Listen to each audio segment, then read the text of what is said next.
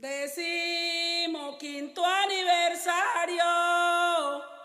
y esto quedó para la historia.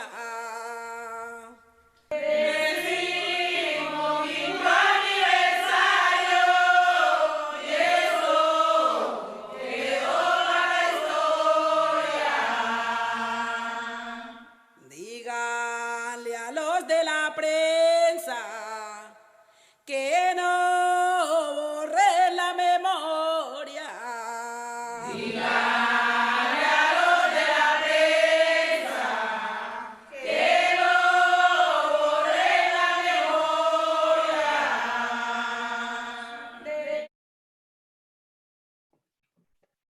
Desde hace más de 50 años se ha vivido un conflicto armado en todo el territorio de Colombia,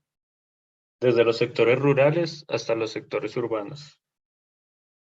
Ese conflicto se da mayoritariamente entre los grupos paramilitares,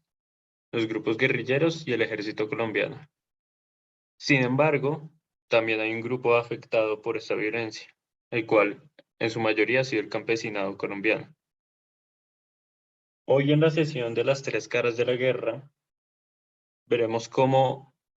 las perspectivas de todas las caras, de todos los actores armados de este conflicto, pueden brindar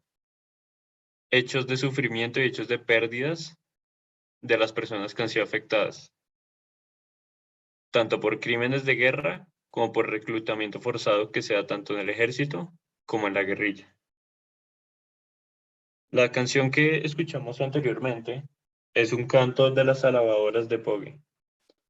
un grupo de campesinas que también fue afectado por la violencia. Recordemos que gran parte de ese conflicto le llegó a personas inocentes que tuvieron que ser víctimas, desmovilizadas, abusadas o incluso asesinadas por los actores armados de ese conflicto. Presentaremos también la perspectiva de las guerrillas, pero nos enfocaremos mucho en cómo las personas inocentes fueron afectadas por las armas que ni siquiera alzaron. Cómo el campesino y la campesina fueron afectados y afectadas por personas que alzaron armas frente a ellos sin que éstas hicieran parte en algún sentido de ese conflicto. A continuación les presentaremos la perspectiva del Ejército Nacional de Colombia. Bueno, desde nuestra perspectiva como civiles colombianos y como también hijos de nuestro ejército,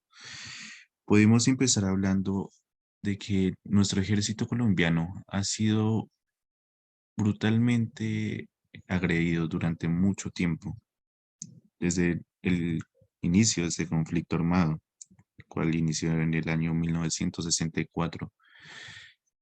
Dicho conflicto ha sido foco de problemas para distintos sectores civiles de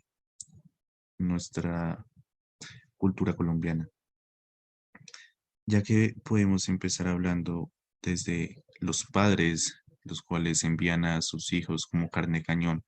a estos lugares remotos de nuestra geografía colombiana, como lo son los mismos soldados que van a estos lugares sin ningún conocimiento de lo que puede llegar a pasar o afectar con sus vidas.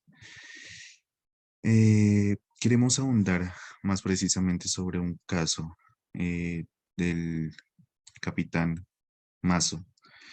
el cual durante una noche tuvo que soportar una lluvia de balas, una tormenta además eléctrica que sucedió en la selva del Chocó. Y todo esto fue para defender su posición, una posición alejada de toda la civilización colombiana y de todo lo que representa la comunidad en sí. Podemos empezar hablando de que el corregimiento número 49 de Selva fue a este lugar a tratar de sostener esa posición, pero pues no lo logró. Todos fueron abatidos o asimismo fueron aprisionados, por lo cual ha sido un momento para recordar para cada uno de nosotros. Por consiguiente, queremos hablar sobre la perspectiva de la guerrilla. Bueno, ahora pasando a hablar un poco de esta perspectiva y además de la perspectiva de las otras víctimas de este conflicto armado, podemos tomar en cuenta las fuentes del Centro de Memoria Histórica, pues estas fueron recorridos por ciertos de los paisajes de la violencia en nuestro país y de los lugares más importantes para este conflicto, en especial para la guerrilla. Podemos ver tres casos que nos llamaron la atención. El primero es el caso del Catatumbo y el Bajo Catatumbo, porque en ambas lecturas fueron mencionados como este lugar fue un sitio de retenes, recuerdos de muerte y además una base muy importante para las guerrillas en general, pues se encontraban diversas de estas en esta zona del país.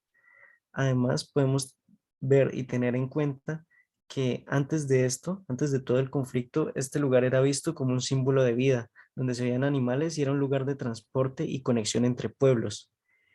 Y después de este conflicto se transformó ahora en una zona llena de recuerdos de muerte, retenes y el horror de familias por toda la violencia generada. Pasando a hablar de un segundo caso, tenemos que tener en cuenta el río Bojayá. ¿Por qué? Porque este fue eje de vida de comunidades indígenas, pero cuando empezó el conflicto armado y se empezaron a establecer las primeras bases de la guerrilla, vemos cómo este río se convirtió en una ruta de vital importancia para el narcotráfico del país, ya que este era fuente de ingreso de gran cantidad de las guerrillas y podemos ver cómo ellas dependían de este lugar para poder comercializar y hacer llegar el narcotráfico a diversas zonas del país y así enriquecerse. Además podemos ver cómo hay diversos testimonios de diferentes guerrillas como las FARC, donde dan cuenta de la importancia de este río y cómo este se volvió una parte muy importante para la financiación de estas guerrillas. Otro lugar a tener en cuenta es el puerto Torres de Caquetá, pues como se ve en las fuentes, este tenía muchos de los frentes de diversas guerrillas, entre ellos las FARC y, las, y otras guerrillas como el ELN. Además, podemos ver que se ven eslabones de la cadena del narcotráfico y las guerrillas luego para 1997 usaron este lugar como una zona de distensión, pues era el punto de partida para los primeros diálogos para llegar a la paz, volviéndose este un lugar histórico y de gran importancia para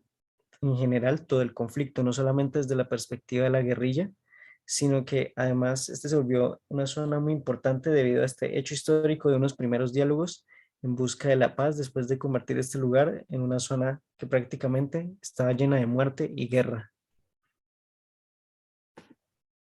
Bien, la violencia, como ha sido descrita por Pablo, Joel y Daniel, ha dejado víctimas en todas las caras del conflicto. De esta forma, en el Pacífico colombiano también hay una respuesta ante el dolor dejado por la violencia, y esta respuesta es pronunciada por las saladoras de Pogue mediante el canto heredado, el cual es transformado de acuerdo a las condiciones en las que se encuentre la generación que la alabó. Así el canto muestra una memoria colectiva que se va construyendo. De esta manera, con el conflicto armado, el rito mortuorio presentado en el canto es politizado y son principalmente las mujeres chocuanas, las actoras políticas encargadas de abanderar mediante el canto la resistencia del territorio comunitario, ya que a pesar de que en 1980 su tierra fue declarada como propiedad colectiva, aún siguen luchando contra diferentes grupos armados, contra los abusos militares, contra los abusos de la guerrilla, contra los abusos de los paramilitares. Es así como, aunque los medios de comunicación no hablen de lo que pasa en su territorio, de los muertos de Bojayá, ellas serán quienes los denuncien y quienes los guarden en su historia. Aún las comunidades negras, las comunidades indígenas, los campesinos y las personas en general que son forzadas a participar del conflicto entre todas sus partes, siguen resistiendo a lo paramilitar, a lo guerrillero, a lo militar, a la empresa y al abandono estatal. Para finalizar, queríamos compartirles una canción de las Salvadoras de Pogue y agradecerles por su atención prestada.